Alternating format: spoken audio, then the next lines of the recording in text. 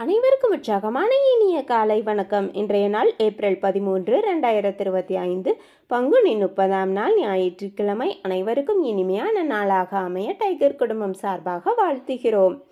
உங்கள் வாழ்வில் உங்கள் எண்ணமெல்லாம் வேகமாக நிறைவேற விரும்பினால் முதலில் மற்றவர்களின் எண்ணம் நிறைவேற உதவ வேண்டும். மற்றவர்களுக்கு உதவும் போது இந்த பிரபஞ்சத்திற்கே உதவுகிறீர்கள் என்று அர்த்தம். எனவே பிரபஞ்சம் உங்களின் தேவையை வேகமாக பூர்த்தி செய்யும். இப்பொழுது நாம் அனைவரும் 8 மீது நிற்கிறோம். நமது விஷன் மிஷன் இறைவணக்கம் கூறப்போகிறோம். இதை நான் சொல்ல சொல்ல அதன் இடைவெளியில் நீங்களும் அதை திரும்பச் சொல்லுங்கள். அப்படி சொல்வதனால் உங்களுக்குள் ஆற்றல் பெருகுவதை நீங்கள் உணர்வீர்கள்.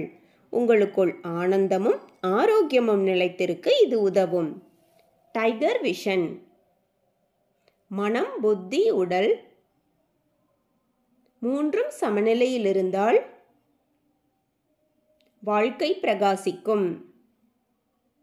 டைகர் மிஷன் ஒரு தனி மனிதனின் தொடர்ச்சியான ஆரோக்கியமும் பொருளாதாரமும் இவ்வுலகை மாற்றும். டைகர் இறைவணக்கம். என் வாழ்க்கையின் நம்பிக்கையாயிருக்கும் இறைவா, நான் சேவை செய்யும் இந்த அமைப்பே நீ வாழும் இடமென எண்ணுகிறேன்.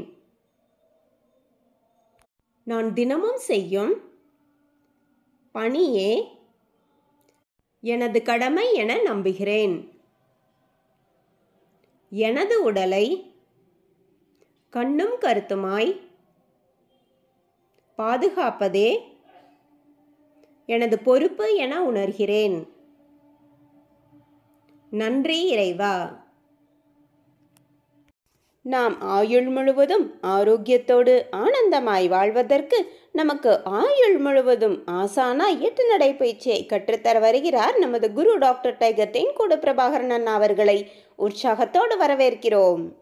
எல்லோருக்கும் இனிய காலை வணக்கம். இந்த அற்புதமான காலை வேளையில் 9 மூட்டுக்களையும் அசையக்கூடிய அற்புதமான பயிற்சிகளை முடிச்சுட்டு 27 முறை சூப்பர் பிரெயின் யோகா அப்படின்னு சொல்லக்கூடிய தோப்பு காரணங்களை முக மலர்ச்சியோட மனம் மகிழ்ச்சியோடு முடிச்சுட்டு 8 நடப்பதற்காக தயார் நிலையில் இருக்கிறோம்.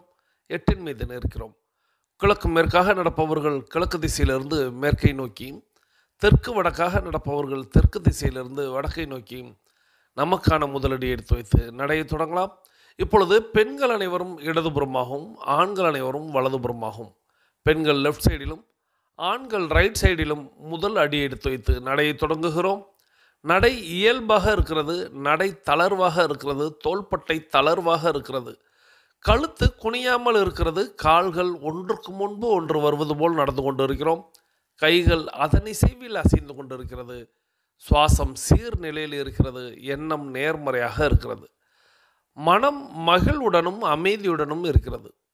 ஒற்றை சிந்தனையாளர்கள் அத்தனை பேரும் ஒற்றுமையோடு ஒரே திசையை நோக்கி பயணித்து கொண்டிருக்கிறோம். நமது பயணம் வெற்றிகரமாக அமைய எல்லாம் வல்ல இறைவனை துணை கலைத்து கொண்டு தொடர்ந்து பயணிக்கிறோம்.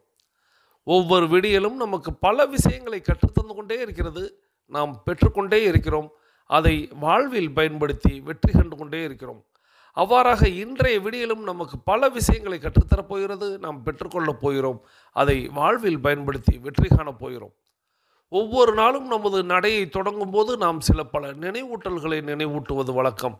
அந்த வகையில் இன்றைய நினைவூட்டல்கள், நம்மளுடைய உள்ளங்கைகளை மடக்கி பார்த்தல் அப்படிங்கிற ஒரு செயலை செய்து பார்க்க வேண்டும். இப்பொழுது நாம் நடையை தொடங்கி இருக்கிறோம். உள்ளங்கைகளை மடக்கி பார்த்தால் அது இயல்பாக இருக்கும். விரலின் நகங்களின் வண்ணங்களை பார்க்க வேண்டும். அவைகளும் இயல்பாகவே இருக்கும். நடையை தொடங்கும் பொழுது சுவாசத்தை சோதித்து பார்த்திருக்க வேண்டும். நம்மளுடைய 2 நாசியிலையும் சுவாசம் வருகிறதா அப்படின்னு இப்படி நம்மளுடைய சோதனைகளை செய்து தான் நம்மளுடைய பயிற்சிகளை தொடங்க வேண்டும்.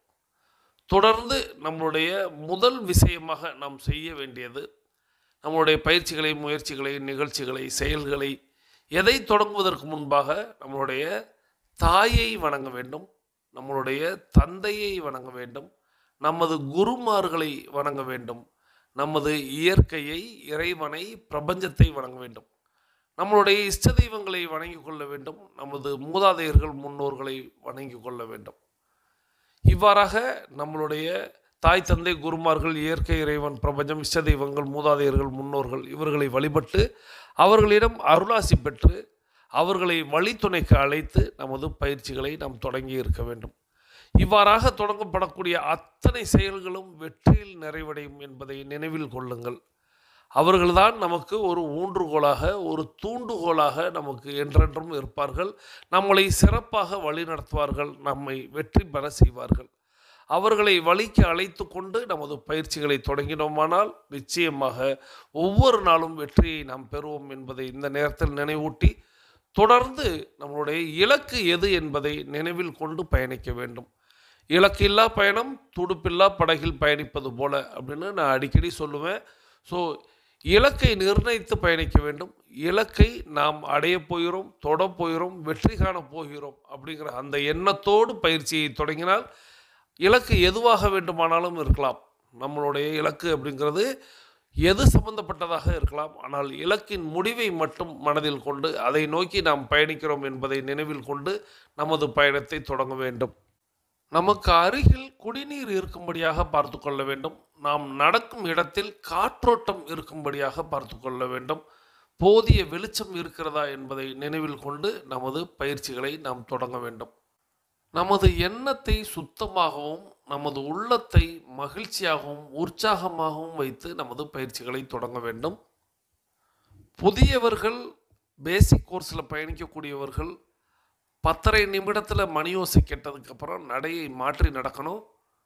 பழையவர்கள், அதாவது அட்வான்ஸ் கோர்ஸில் பயணிக்கக்கூடியவர்கள், புதியவர்கள்ங்கிறது டைகர் குழுமத்தை பொறுத்தவரை 21 நாட்கள் தான். ஸோ அதன் பிறகு எல்லாருமே அட்வான்ஸ் கோர்ஸ் அப்படிங்கிற ஒரு பகுதிக்கு வர முயற்சிக்கணும். ஸோ அவர்களுக்கு 42 நிமிட நடை, 21 நிமிடங்களில் இடைவெளி சொல்லும் பொழுது அதன் பிறகு மாற்றி நடக்கணும். இதையும் ஒவ்வொரு நாளும் நினைவில் வையுங்கள். புதியவர்களுக்கு ஒரு மணியோசை 10:30 நிமிடத்தில் கேட்கும். அப்பொழுது அவர்கள் நடையை மாற்றி நடக்கணும். அனைவரும் அனைவரது இலக்குகளையும் அடைவதற்கு எல்லாம் வல்ல இயற்கை இறைவன் பிரபஞ்சம் துணை நிற்க வேண்டும் என்று வேண்டி வணங்கி வாழ்த்தி தொடர்ந்து பயணிக்கிறோம். தொடர்ந்து இன்றைக்கி ஞாயிற்றுக்கிழமைனாலே நம்ம ஏதேனும் ஒரு கதையை பார்ப்பது வழக்கம். அது காவிய கதை, புராண கதை, வரலாற்று கதை, இப்படி பல்வேறு கதைகளை பார்ப்போம். அந்த வகையில் கடந்த சில வாரங்களாக நம்ம வீரமங்கை வேலுநாச்சியார் அவங்களுடைய கதையை பார்த்து வருகிறோம். அதற்கு முன்பாக நாளைக்கு நம்மளுடைய சித்திரை 1, அது வருடத்தின் முதல் நாள். நாம் ஒரு புதிய திட்டத்தை உருவாக்குகிறோம் அப்படிங்கிறத கடந்த ஒரு சில நாட்களாக பேசி வருகிறோம். தினம் ஒரு கனி அப்படிங்கிற அந்த திட்டம் நம்ம தொடங்குகிறோம்.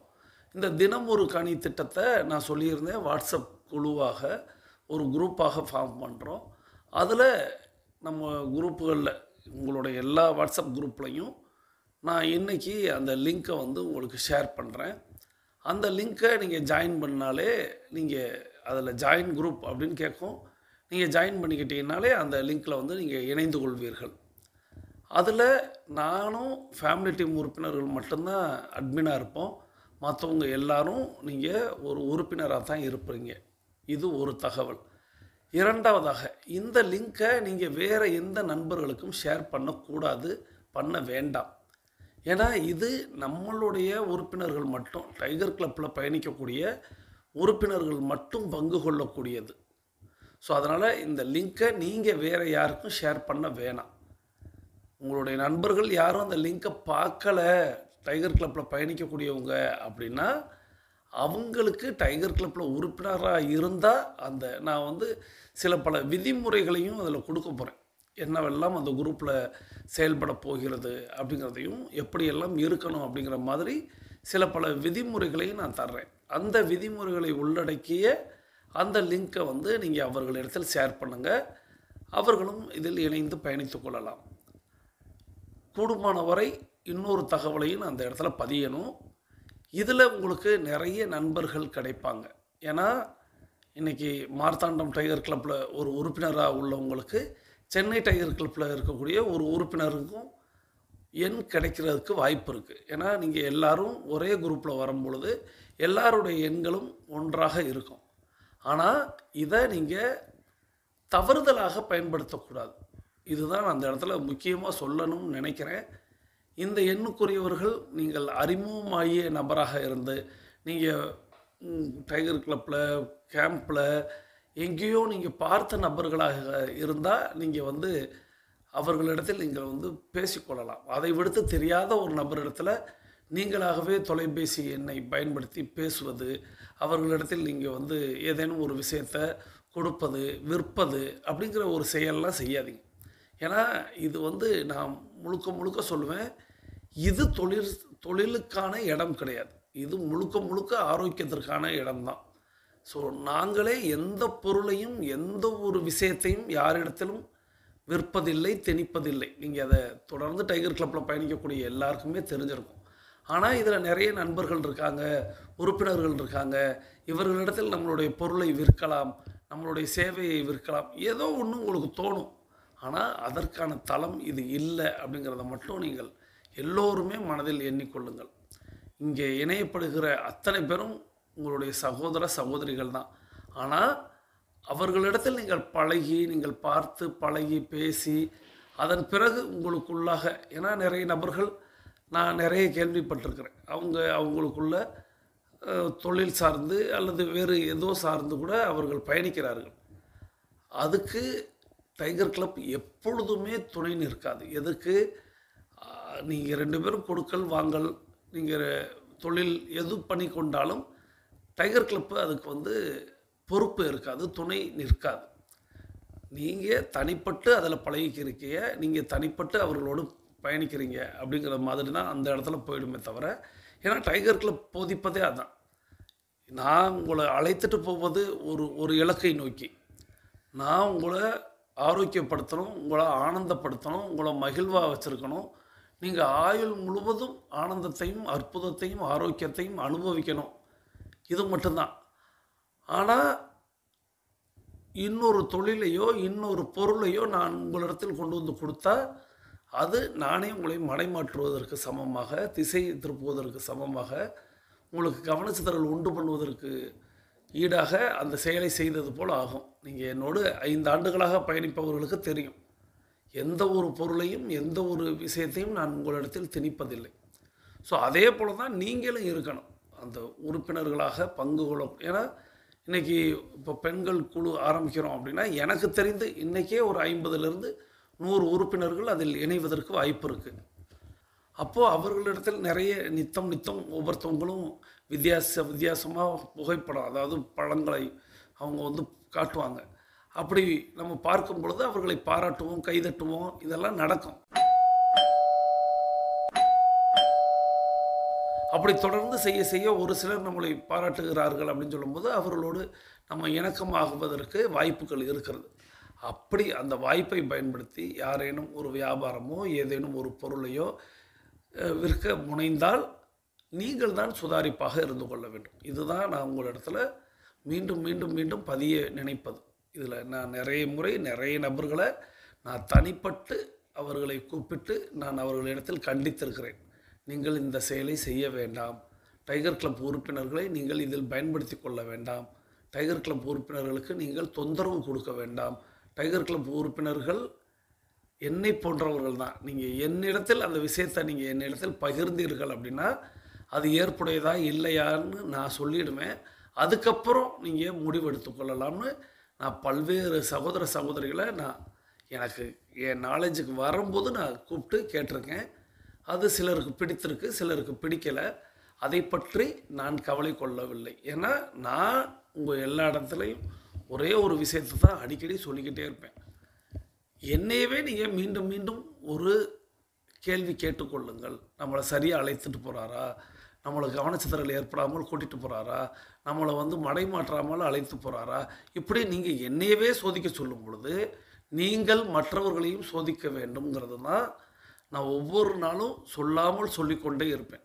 அப்படி இருக்கும் பொழுது இன்றைக்கி நம்ம கிளப்பில் ஒரு 10 பேர் தான் இருப்போம். ஒவ்வொரு கிளப்லையும் ஆக்டிவாக ஒரு 10 பேர் தான் இருப்போம். ஆனால் இன்றைக்கி ஒரு 100 ஆக்டிவ் மெம்பர் ஒரு குரூப்பாக இருக்கும் பொழுது அது உங்களுக்கு நிறைய நட்பை தரும். நான் நட்பை எடுத்துக்கிறேங்க, அவங்க ஷேர் பண்ணுற விஷயங்களை எடுத்துக்கிறேங்க, நீங்கள் ஆரோக்கியமாக இருப்பதற்கும் நீங்கள் ஆனந்தமாக இருப்பதற்கும் அதையெல்லாம் பயன்படுத்திக்கிறேங்க.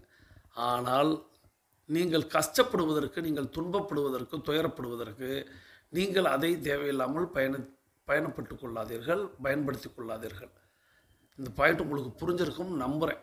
ஸோ நீங்கள் எல்லாரும் ஒரு குடும்பமாக குழுவாக பயணிக்க போகிறோம், மாற்றி மாற்றி பாராட்ட போகிறோம், கைதட்ட போகிறோம், உற்சாகப்படுத்த போகிறோம். அது நம்மளை மேன்மைப்படுத்த போகுது. இதெல்லாம் நான் வந்து குரூப்லேயே சொல்லுவேன். ஆனால் தனிப்பட்டு நீங்கள் அவர்களிடத்தில் மெசேஜ் பண்ணுறது, அவர்களோடு பழக்க வழக்கம் ஏற்படுத்தி கொள்வது, அதுவும் தவறில்லைன்னு நான் சொல்லுவேன். ஆனால் அதற்கு பின்னாடி கடைசியாக ஏதேனும் ஒரு குறிக்கோளோடு, ஏதேனும் ஒரு பலனோடு, ஏதேனும் ஒரு பயன்பாடுகளோடு அவங்க உங்களை தொடர்பு கொண்டிருக்காங்கங்கிறது வரும் பொழுது உங்களுடைய மனம் வலிக்கும். அப்படி வலிக்கும் பொழுது அதற்கு காரணமான டைகர் கிளப்னு நீங்கள் சம்பந்தம் இல்லாமல் இதை பொருத்தி பார்த்து கொள்வீர்கள். ஸோ அதனால் ரொம்ப கவனமாக பயணிங்க, தொடர்ந்து பயணிப்போம். அது உங்களை உற்சாகமூட்டுவதற்காகவும் உங்களை ஆரோக்கியப்படுத்துவதற்காகவும் தான் அந்த குழுவை நம்ம தொடங்குகிறோம். நான் இப்படிலாம் சொல்லவும் நிறைய பேருக்கு பயம் கூட வரலாம், ஆஹா இப்படிலாம் நடக்குமான்னு. இது நான் எடுத்துக்காட்டுக்கு நான் சொல்லிக்கிட்டு இருக்கேனே தவிர, நான் உங்களுக்கு எப்பொழுதுமே ஒரு கேடயமாக, ஒரு பாதுகாப்பு வளையமாக, என்னை நிறைய பேர் வந்து நான் கண்டிக்கிறது பிடிக்காமல் கூட வெளியில் போவாங்க. ஆனால் அது உங்களை பாதிக்காத வண்ணம் நான் பார்த்து கொள்வேன். ஸோ அதனால் உங்களை நான் பாதுகாப்பு வளையத்துக்குள்ளே தான் வச்சுருப்பேன். ஸோ என்னை மீறி எதுவும் நடந்துடாது. ஆனால் நீங்கள் எனக்கு தெரியாமல் செய்து விடக்கூடாதுங்கிறக்காக தான் இவ்வளோ விஷயம் செய்கிறேன், சொல்கிறேன். ஸோ உங்களுடைய குழுவில் நான் இருப்பேன். அதாவது எல்லா குழப்பிலையும் நான் இருக்கிறேன் அல்லவா, அது போலவே நான் இருப்பேன், கண்காணிப்பேன், பார்ப்பேன். நானும் நித்தம் வந்து நான் சாப்பிடக்கூடிய கனிகளுடைய புகைப்படத்தை நானும் பதிவிடுவேன். இதை நீங்களும் டெய்லி செய்ய செய்ய செய்ய உங்களுடைய உடலில் ஆரோக்கியம் ஏற்படுவதையும் உங்களுடைய மனதில் ஆனந்தம் ஏற்படுவதையும் நீங்கள் கவனிக்க முடியும். ஸோ இந்த குரூப் வந்து நம்ம சரியாக நாளையிலிருந்து நம்ம தொடங்குகிறோம். இன்றைக்கி உங்களுக்கு லிங்க் வரும்.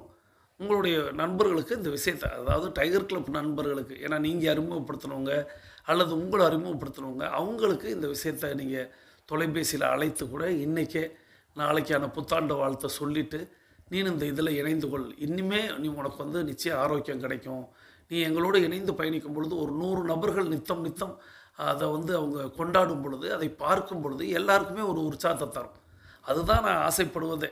எல்லோரும் பார்த்துட்டு, ஓ இத்தனை பேர் இதை செய்யும் பொழுது நம்ம ஏன் செய்யக்கூடாது, ஓ இத்தனை பேர் டைகர் கிளப்பை பயன்படுத்தும் போது நம்ம ஏன் ஆரோக்கியமாக இருக்கக்கூடாது, நம்ம குடும்பம் நல்லா இருக்கிறதுக்கு தானே இது பயன்படுத்துறதுன்னு உங்களை நீங்களே உற்சாகம் ஊட்டிக் கொள்வதற்கு தான் ஒரு பெரிய படை போல் அந்த குழுவை பார்க்க பார்க்க ஒரு ஆசை, ஒரு உற்சாகம் இவைகள் தொடங்கும் பொழுது தான் நீங்களும் அதை தொடர்ந்து செயல்படுத்துவீங்க. அதுபோல் உங்களை இணைத்து வைத்தவர்கள், நீங்கள் இணைத்து வைத்தவர்கள், இவர்களுக்கு நீங்கள் இந்த தகவலை சொல்லலாம். சொல்லி இனிமேலாவது இதை பயன்படுத்திக்க.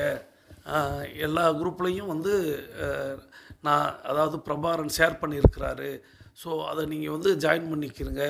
ஆனால் ஜாயின் பண்ணிவிட்டு தொடர்ந்து பயணிக்க முயற்சி பண்ணணும், முயற்சி பண்ண தான் நம்மளுக்கு ஆரோக்கியம் கிடைக்கும் அப்படின்னு அவர்களுக்கு நீங்கள் இதை எடுத்து சொல்லலாம். ஸோ இப்படி நம்மளுடைய வாட்ஸ்அப் குரூப்பில் நம்ம எல்லாருமே இணைஞ்சிடுவோம். அதில் மேக்ஸிமம் யாரும் செய்கிறதில்ல, நான் எல்லா வாட்ஸ்அப் குரூப்பையும் பார்த்துக்கிட்டு தான் இருக்கேன். இந்த ஃபார்வேர்டட் மெசேஜ் அப்படிங்கிறது ஒன்று வேணவே வேணாம். அதே போல் இந்த கனி சாப்பிட்டால் நல்லாயிருக்கும், அந்த கனி சாப்பிட்டால் நல்லாயிருக்கும், அதெல்லாம் நீங்கள் தயவுசெய்து அதில் ஷேரே பண்ணாதீங்க. அதில் நீங்கள் இன்றைக்கி நான் சாப்பிடக்கூடிய கனி அப்படின்னு ஒரு புகைப்படம் போடுங்க. அப்போது நித்தம் நீங்கள் புதிய புகைப்படம் அப்படின்னு ஒன்று எடுக்க ஆரம்பிப்பீங்க. அதை நீங்கள் வாட்ஸ்அப்பில் ஷேர் பண்ணுவீங்க. அப்போது இது நித்தம் நீங்கள் செய்வது. இதுக்கு நான் வந்து கூடிய சீக்கிரம் இதை கண்காணிக்கக்கூடிய ஒரு நபரை யார் வாலண்டியராக எனக்கு கேட்குறாங்களோ, இப்போயே நான் இப்போ இந்த தகவலை சொல்கிறேன். யாரெல்லாம் வாலண்டியராக நான் வந்து இந்த குரூப்பை கண்காணிக்கக்கூடிய ஒரு தலைவியாக, ஒரு தலைவனாக நான் இருக்கிறேன் அப்படின்னு கேட்குறாங்களோ, அவர்களுக்கு நான் அந்த வாய்ப்பை தரேன். அவங்க இதை வந்து நான் அவர்களிடத்தில் என்னெல்லாம் இருக்கும் அப்படிங்கிறத, வேலைகள் இருக்கும் அப்படிங்கிறத சொல்லிக் கொடுக்க போகிறேன். ஸோ நீங்கள் நித்தம் உங்களுடைய வேலை நம்ம சாப்பிடக்கூடிய கனிகளுடைய புகைப்படத்தை ஒன்று தான் போடணுமா அப்படின்னா, நீங்கள் 2 கனி சாப்பிட்றீங்க அப்படின்னா தாராளமாக, காலையில் நான் வாழைப்பழம் சாப்பிட்றேன், மதியம் எனக்கு ஒரு ஆரஞ்சு கிடைக்கிறது, எடுத்து அனுப்பலாம். இல்லை எனக்கு மாலை நேரத்தில் திராட்சை கிடைக்கிறது, தாராளமாக நீங்கள் அங்கே பதிவிடலாம். ஆனால் நீங்கள் சாப்பிடக்கூடிய கனிகளை தான் நீங்கள் புகைப்படம் போடணும். ஒரு நகைச்சுவைக்காக சொல்கிறேன். நான் இப்போ ஒரு கடைக்கு போகிறேன், ஒரு பழக்கடைக்கு போகிறேன், அங்கே ஒரு பழம் கிட்டுகிறது, உடனே எடுத்து புகைப்படம் போட்டு இந்த கனி அப்படின்னு சொல்லிட்டு போஸ்ட் பண்ணக்கூடாது. ஒரு பெட்டி கடைக்கு போகிறேன், வாழைப்பழம் எடுத்து ஒரு ஃபோட்டோ எடுத்து நம்ம சாப்பிடக்கூடிய நம்ம சாப்பிட்ட அந்த பழத்தோடைய புகைப்படத்தை நீங்கள் போடணும். இது உங்களை நீங்கள் பாராட்டிக் கொள்வதும் அதில் நாங்கள் உங்களை வாழ்த்துவதும்.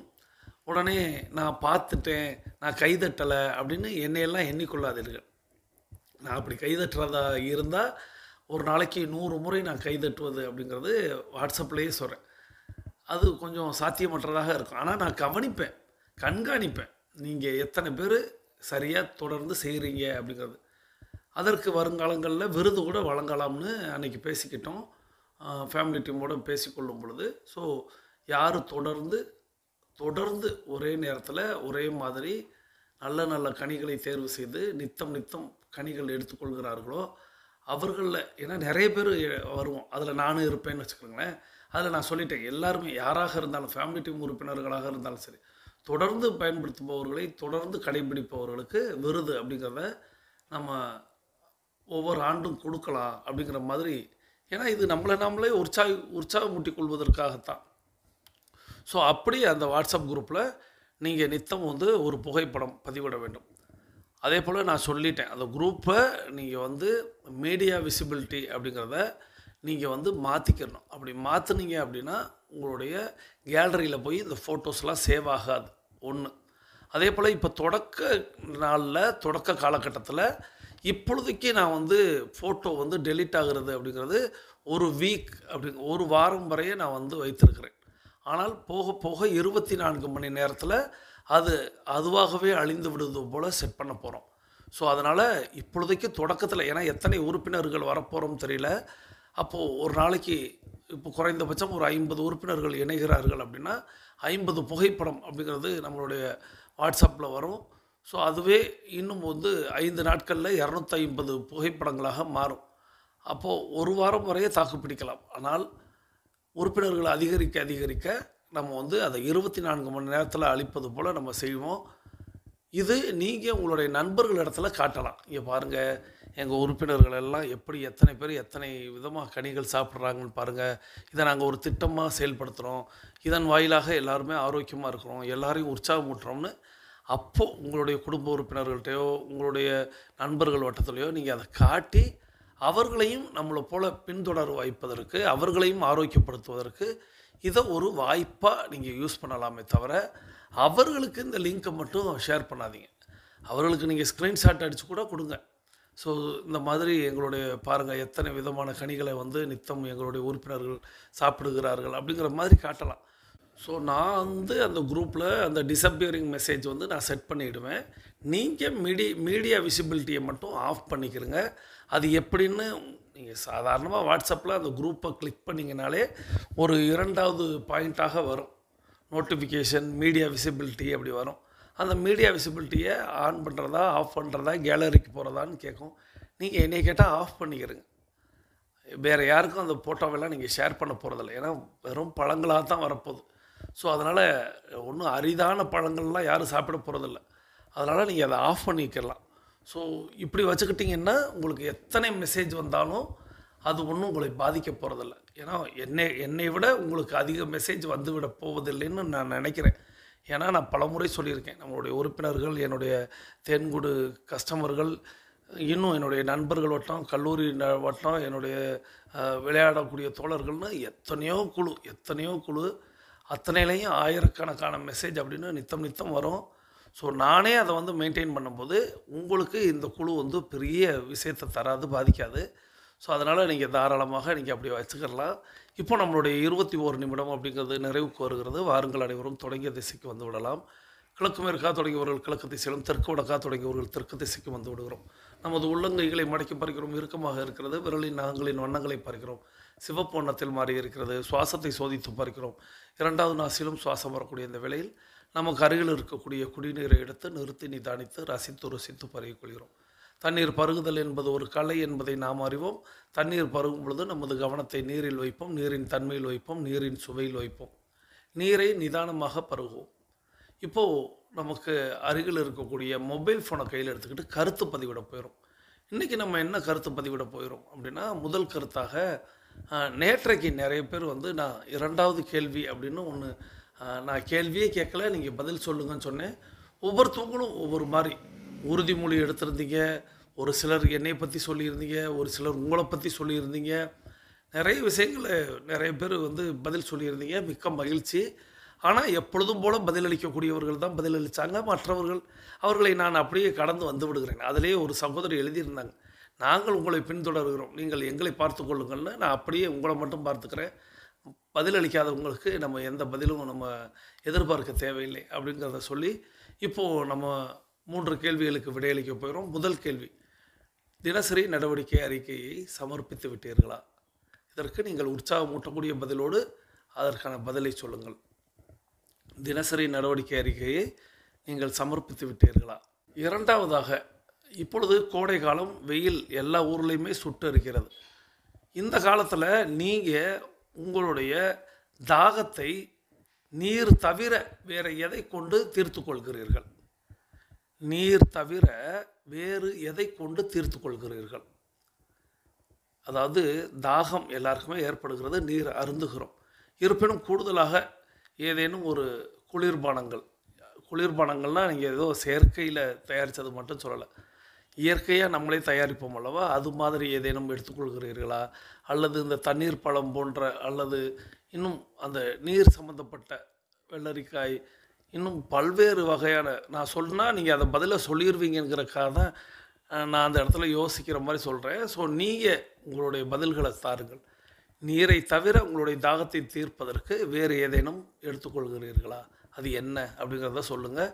இப்போது 2வது கேள்வி அதுதான். 3வதாக நம்மளுடைய வெற்றி ஸ்லோகன், வாழ்க நலத்துடன் வாழ்க வளத்துடன், வாழ்க நலத்துடன் வாழ்க வளத்துடன். இந்த வெற்றி ஸ்லோகனை பதிவிடுங்க.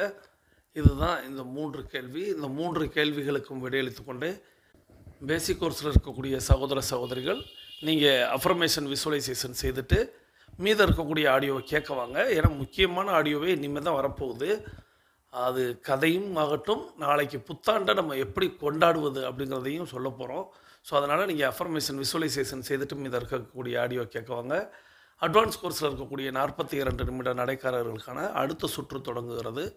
இப்பொழுது ஆண்கள் அனைவரும் இடதுபுறமாகவும் பெண்கள் அனைவரும் வலதுபுறமாகவும், ஆண்கள் லெஃப்ட் சைடிலும் பெண்கள் ரைட் சைடிலும் முதலடி எடுத்து வைத்து நடையை தொடங்குகிறோம். நடை இயல்பாக இருக்கிறது, நடை தளர்வாக இருக்கிறது, தோள்பட்டை தளர்வாக இருக்கிறது, கழுத்து குனியாமல் இருக்கிறது, கால்கள் ஒன்றுக்கு முன்பு ஒன்று வருவது போல் நடந்து கொண்டு இருக்கிறோம். கைகள் அதன் இசைவில் அசைந்து கொண்டு இருக்கிறது. சுவாசம் சீர்நிலையில் இருக்கிறது. எண்ணம் நேர்மறையாக இருக்கிறது. மனம் மகிழ்வுடனும் அமைதியுடனும் இருக்கிறது. ஒற்றை சிந்தனையாளர்கள் அத்தனை பேரும் ஒற்றுமையோடு ஒரே திசையை நோக்கி பயணித்து கொண்டு இருக்கிறோம். நமது பயணம் வெற்றிகரமாக அமைய எல்லாம் வல்ல இறைவனை துணை கலைத்து கொண்டு தொடர்ந்து பயணிக்கிறோம். தொடர்ந்து நம்ம வந்து வீரமங்கை வேலுநாச்சியார் அவங்களுடைய கதையை பார்க்கலாம்னு பார்த்தா, நாளைக்கு புத்தாண்டு பிறப்பதை ஒட்டி நம்ம நிறைய விஷயங்கள் உங்களோடு பகிர வேண்டியது அப்படிங்கிறதுல அப்படியே தள்ளிக்கிட்டே போகுது. பார்ப்போம் எவ்வளோ நேரத்தில் நான் அந்த கதையை தரப்போகிறேன்னு எனக்கே தெரியல. புத்தாண்டு எப்படி கொண்டாடுவது, தமிழ் புத்தாண்டை எப்படி நம்மளுடைய தமிழ் தாயை வரவேற்பது, இதை பற்றி நான் ஆண்டாண்டு சொல்லுவேன், ஒவ்வொரு ஆண்டு சொல்லிக்கிட்டே வருவேன். இந்த ஆண்டு நம்ம வந்து அதை தெரிந்து கொள்வோம். என்ன அப்படின்னா, முதலாவதாக இந்த தமிழ் புத்தாண்டு, நான் ஏற்கனவே சொன்னேன், இதை வந்து சித்திரை கனி அப்படின்னு கொண்டாடுவார்கள். அப்போது கனி தரிசனம் அப்படின்னு ஒரு வார்த்தையை பயன்படுத்துவார்கள். நாமளும் அதை வந்து தினம் ஒரு கனி அப்படின்னு இந்த புத்தாண்டுலேருந்து நம்ம கொண்டாட போயிடும். அப்போது இந்த கனி தரிசனம் அப்படிங்கிறது என்ன அப்படிங்கிறத சொல்லிடுறேன். முடிந்த மட்டும் எல்லாருமே அதை வந்து பின்பற்ற முயற்சி செய்யுங்கள். இது நம்மளுடைய காலங்காலமாக நம்மளுடைய தமிழர்கள் கொண்டாடிய ஒரு விஷயந்தான். நான் இதை பற்றி பேசுனேன்னா நிறைய விஷயங்கள் சொல்லணும். இருப்பினும் இப்போ மட்டும் ஒரு விஷயத்த சொல்லிடுறேன். அதாவது நம்ம புத்தாண்டு பிறப்பு அப்படிங்கிறது நம்மளுக்கு 12 மணிலாம் கிடையாது, விடிகாலை பொழுது தான். நீங்கள் வாட்டுக்கு 12 மணிக்கு எழுந்திரிச்சு தமிழ் புத்தாண்டு வாழ்த்துக்கள்னு வெடி போட்டுக்கிட்டு எல்லாருக்கும் நீங்கள் வந்து வாட்ஸ்அப் போட்டுக்கிட்டு இருக்காதீங்க. அது தவறான முறை. அது நம்மளுடைய கலாச்சாரம் கிடையாது, நம்மளுடைய கல்ச்சர் கிடையாது. ஸோ நாம் விடிகாலை பொழுது, அந்த சூரிய உதயம் அதற்கு முன்பாக நம்ம வந்து விழித்து, நம்ம குளித்து, நம்ம வந்து இறைவனை வழிபடுவது, இதுதான் நம்மளுடைய விடிகாலை பொழுது விடிகிறது. நம்மளுடைய நாட்கள் தொடங்குவது, வருடம் தொடங்குவது எல்லாமே அந்த பொழுதுல தான்.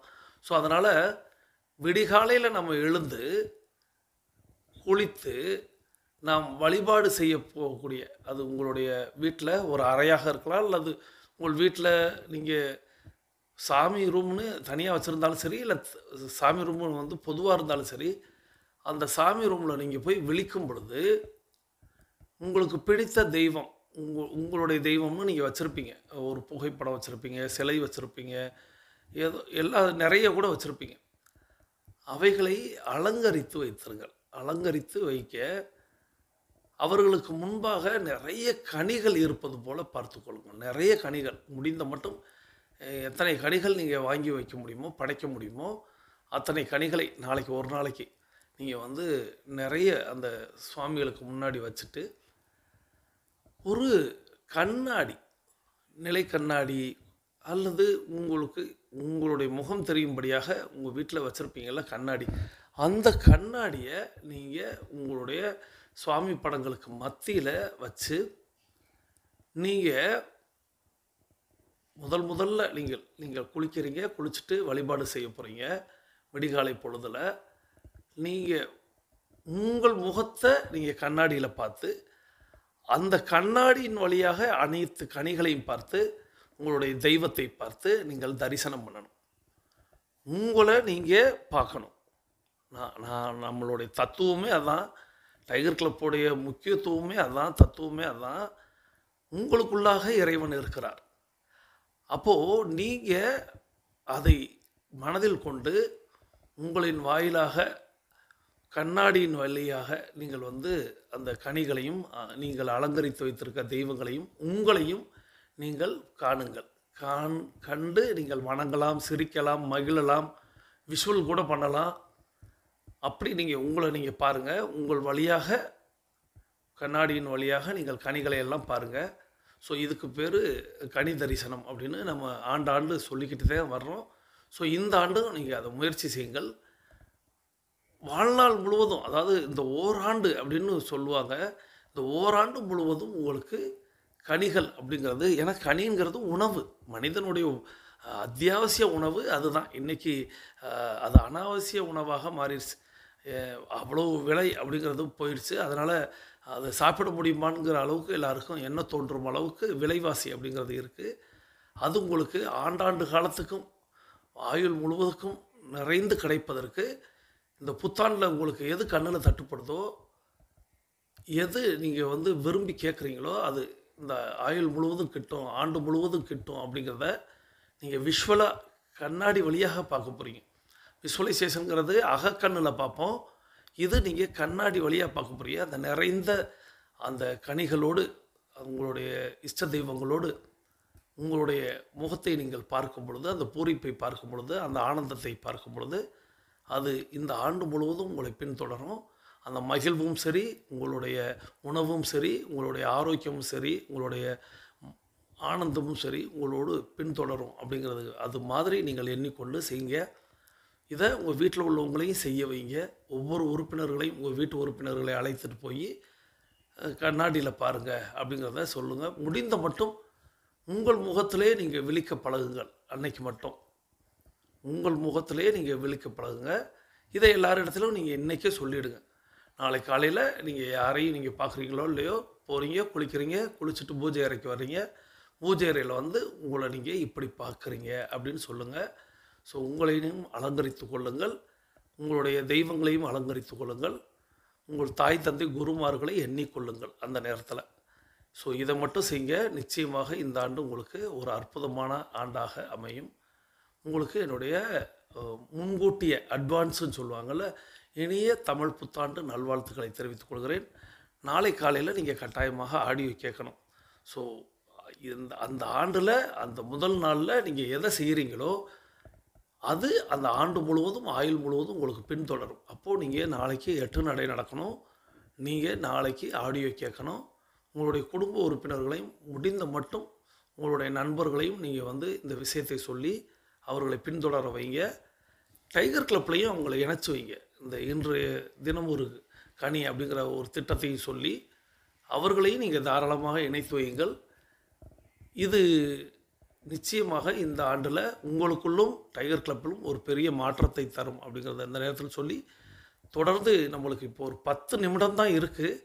இருப்பினும் வீரமங்கை வேலுநாச்சியார் அவங்களுடைய கதை கேட்போம். அந்த 10 நிமிடம் இன்னும் ஒரு உற்சாகமாக இருக்கும். வாருங்கள், கதைக்குள் நுழையலாம்.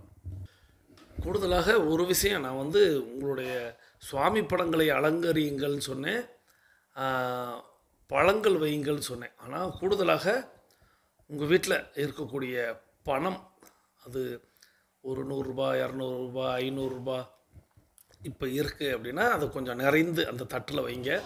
அதே போல் நகைகள், உங்கள்கிட்ட இருக்கக்கூடிய நகைகளில் எந்த நகை அப்படிங்கிறதையும் நீங்களே தேர்வு செய்து அதையும் அந்த தட்டில் வச்சுட்டு அடுத்த நாள் கண்ணாடி வழியாக அவைகளையும் பாருங்கள். இது நான் உணவையும் ஆரோக்கியத்தையும் ஆனந்தத்தையும் சொன்னேன். கூடுதலாக இந்த பொருளாதாரத்தையும் இப்போ நினைவுக்கு வந்தது, அதையும் நான் இப்போ சொல்கிறேன். ஸோ இப்போ என்னுடைய ஆழ்மனம் சொல்லிச்சு, அதைத்தான் இப்போ நான் உங்கள் இடத்துல சொல்கிறேன். இப்போது நீங்கள் உங்களுடைய பணத்தையும் உங்களுடைய நகையையும் உங்களுடைய சுவாமிகளுக்கு அலங்காரத்தையும் பழங்களையும் கனிகளையும் காய்களையும் கூட நீங்கள் வைத்துக்கொள்ளலாம். இவைகளெல்லாம் வைத்து நீங்கள் கண்ணாடி வழியாக தரிசனம் செய்யுங்கள். இதை முதல் நாள் இரவே நீங்கள் தயாரிச்சுட்டு படுக்க போங்க. எல்லாம் தயார் செய்து வச்சுட்டு நீங்கள் படுக்க போகணும். அப்போ தான் நீங்கள் அடுத்த நாள் காலையில் நீங்கள் விழிக்கும் பொழுது அது இருக்கும்.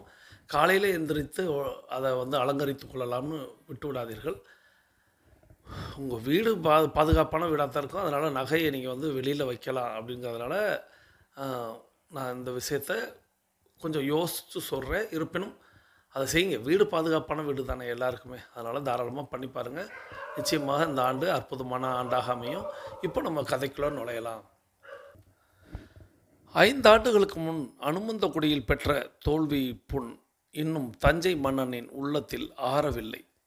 அதை நினைக்கின்ற போதெல்லாம் அவன் கண்கள் சிவந்தன. தன் எண்ணம் ஈடேறும் வழிமுறைகளை எல்லாம் எண்ணி பார்த்தான்.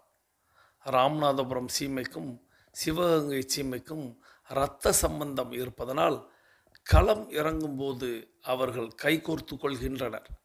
மரணத்தை கூட அவர்கள் மகிழ்வுடன் ஏற்றுக்கொள்கின்றனர். பிரித்தாளும் சூழ்ச்சிகள் கூட அவர்கள் விஷயத்தில் பிரிந்து விடுகிறது. இந்த யதார்த்தம் தஞ்சை மன்னனை சிந்திக்க வைத்தது. மறவர் படையை நேர்கொள்ள தஞ்சை படைகளால் இயலாது.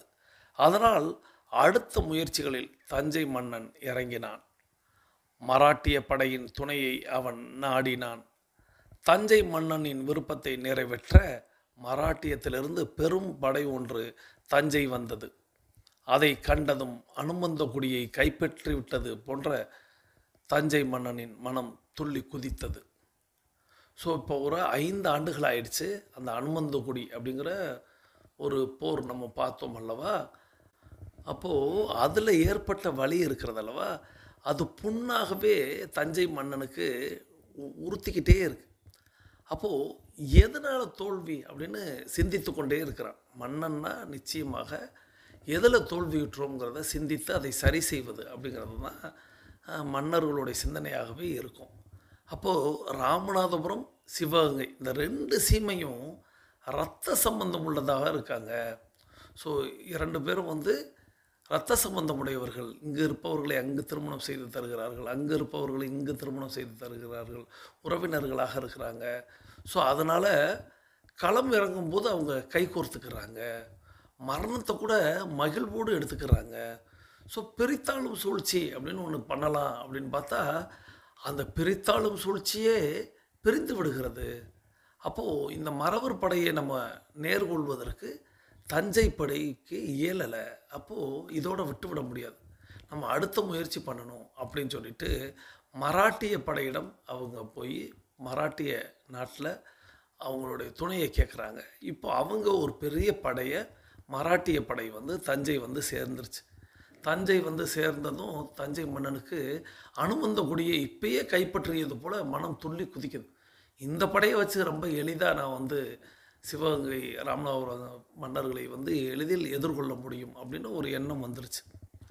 1755ஆம் ஆண்டு மே மாதத்தில் ஒரு நாள் மராட்டிய படையின் துணையுடன் தஞ்சை படை அனுமந்தகுடியின் ஒரு பகுதியை கைப்பற்றியது.